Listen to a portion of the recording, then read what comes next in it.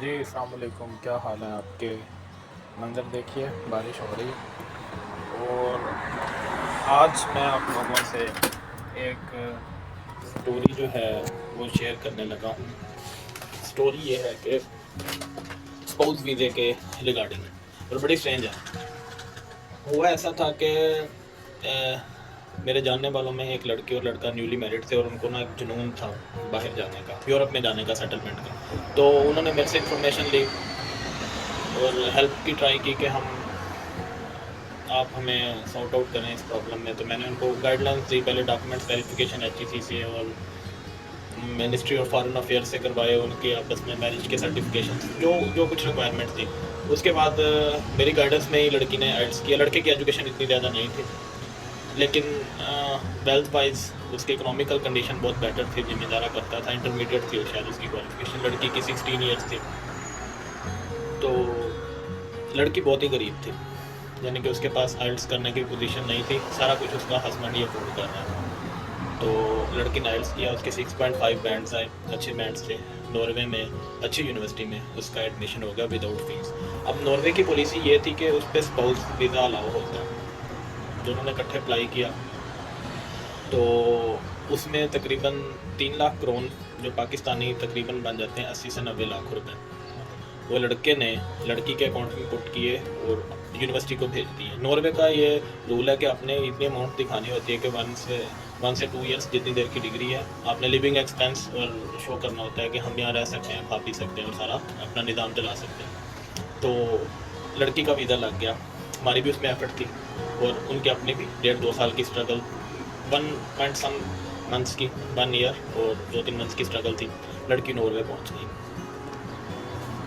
और within a week ही university ने जो अमाउंट ली थी वो करोन, तकरीबन 3 लाख करोन के राउंड अबाउट बनता था पाकिस्तानी से 90 लाख करोन, तो लड़की के अकाउंट में डाल दिया। अब सितंबर के महीने में लड़की पहुंची है नॉर्वे, यानी कि 1 या 2 सितंबर को, और 15 सितंबर तक उसने अपनी फ़ीस वगैरह भी कलेक्ट कर ली, जो अमाउंट दी थी रहने के लिए, और वो फ़ीस कलेक्ट करती गई है। और उसने ना कांटेक्ट करना ख़त्म कर दिया लड़के से ना, अब बिज़ी रहने के बहाने कि मैंने जॉब कर ली है, मैं वहाँ बिज़ी हूँ स्टडी में, यूनिवर्सिटी में गैप लाना शुरू कर दिया। और उसके बाद ना उस लड़की ने एक ईमेल कर दी जो इमिग्रेशन डिपार्टमेंट को, ठीक है ना, जो नॉर्वे का इमिग्रेशन डिपार्टमेंट है, यूडीआई उसका नाम है, यूडीआई को ईमेल कर दी उसने। ठीक है, ईमेल में क्या लिखती है कि मेरा हस्बैंड स्पाउस वीज़े पर मेरे साथ होना चाहता है, लेकिन मेरी स्टडी डिस्टर्ब होगी, तो आई डोंट वांट कि उसको वीज़ा मिले। Can you believe that. अच्छा, वो अब रोज़ उनको कॉल्स करता था यूडीआई को कि मेरी वाइफ का लग गया और मेरे से रहा नहीं जा रहा, आई हैव टू गो। जिसने अपनी इन्वेस्टमेंट 1 करोड़ के राउंड अबाउट लगा दी थी। अच्छा, 80-90 लाख रुपए उसने यूनिवर्सिटी को भेजा था, 20-25 लाख रुपए इस लड़की के अकाउंट में था, जो शो करना था कि उस यूनिवर्सिटी के अलावा भी हम डल दिए करें। यानी कि अब उसने 1.25 करोड़ रुपए लिया, लड़की के पास था। अब यूडीआई को उसने कॉल की, वो कहते हैं आपका तो केस ही हमने सस्पेंड कर दिया। उसने कहा जी ये क्या बात हुई। अच्छा, यूनिवर्सिटी में, और सॉरी, नॉर्वे में ये लॉ है, ये रूल है कि जैसे ही जो मेन बंदा जो होता है ना, जो मेन एप्लीकेंट होता है, उसकी मर्जी होती है, अगर वो चाहे तो किसी टाइम भी केस विदड्रा कर सकते हैं, क्योंकि उसके बिहाफ पर ही उसको वो वीज़ा वगैरह जो भी था मिलना था, रेजिडेंस कार्ड वगैरह। उसके लिए इतना ट्रेजिक मूवमेंट था, आप बताएं, आप खुद यकीन करें, जो उसकी सारी जमा पूंजी थी, कोई प्लॉट उसने सेल किया, गोल्ड सेल किया, ईच एंड एवरीथिंग जो हो सकता था, जो हमारी फैमिली में मिडिल क्लास में होता है, सब कुछ उसने किया। तो एंड पर यूडीआई का जवाब उसके लिए सख्ते से कम नहीं था। उसने मेरे से कॉन्टेक्ट किया, मैंने उसका सारा अरेंजमेंट किया था लड़की की रेजिडेंस का। तो मैंने उससे कॉन्टेक्ट किया लड़की से कि बिहाइंड द सीन क्या चल रहा है, ये क्या किया तुमने, इतना ब्लंडर कैसे मार सकती हो तुम। अब उसका वीज़ा लगने वाला था, each and everything is going to be settled, मैंने तुम लोगों के लिए इतनी स्ट्रगल की है, और किसी तौर से वो मेरा जानने वाला भी था। वो लड़की ने कहा मैं आपसे मिलकर बताती हूँ, आई विल टेल यू। मैं और परेशान हो गया, मेरे लिए बड़ी, मैं रिश्तों को ना बड़ा वो क्लोज समझता हूँ, एतमाद, ट्रस्ट और ये सारी चीज़ें। वो लड़का तो परेशान था, मैं और ज़्यादा टेंशन में आ गया।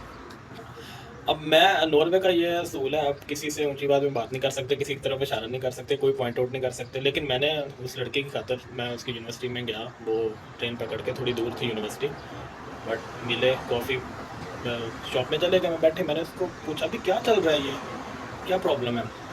कहती है सर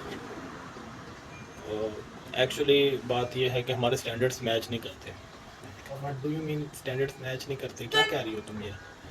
कहती मैं उसके साथ रहना नहीं चाहती। तो मैंने कहा तुम तुम्हारे पेरेंट्स? उसने कहा it's none of my business, मेरे पेरेंट्स क्या सोचते हैं, फैमिली क्या सोचती है, यहाँ मैं रहूँगी।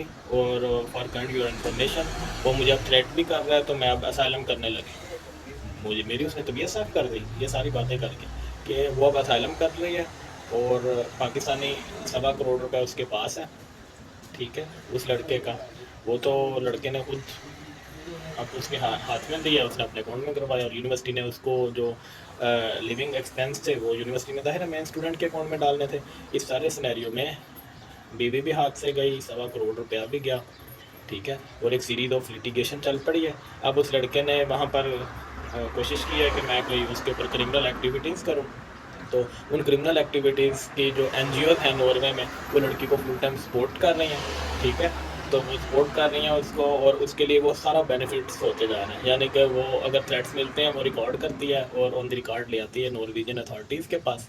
तो उसका असाइलम का केस भी मजबूत होता जा रहा है। अब गवर्नमेंट ने ये किया कि उसने कहा मैं मेंटली तौर पर बड़ी सीख हो गई हूँ और मुझे सेमेस्टर ब्रेक चाहिए। अब गवर्नमेंट ने बल्कि उसको ह्यूमैनिटी बेस पर, ठीक है, तो कुछ 12,000 करोड़ पाकिस्तानी तकरीबन बन जाता है, ये 3-4 लाख रुपए, उसको एक फ्लैट भी दे दिया, उसमें रहो।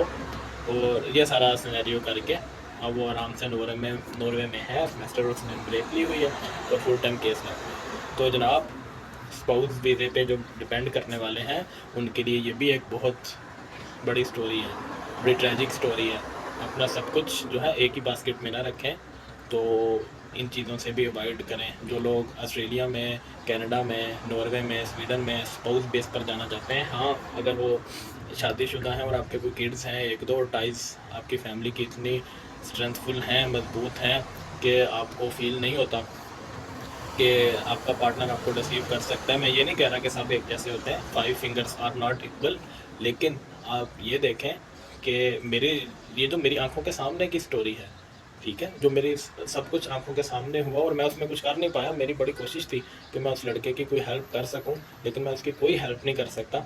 बल्कि जो जो कुछ वो लड़का कर रहा है अब उसके अगेंस्ट, उसका बेनिफिट जो है उसको हो रहा है, यानी कि उसकी वाइफ कह लें या एक्स वाइफ कह लें, अब जो भी कह लें, उसने उसको हर जगह से ब्लॉक कर दिया। और वो कहती है कि मैं डिवोर्स अप्लाई करूँगी और I don't want to live with him, और ये सारा सिनेरियो है। तो स्पाउस वीज़े वाले अपना सब कुछ दांव पर मत लगाएं। तो इस चीज़ का भी ख्याल रखें कि दुनिया में ये कुछ भी हो रहा है। तो आप सबके लिए अच्छी उम्मीदों के साथ, मेरे पास अल्फाज नहीं है क्योंकि अजीब सी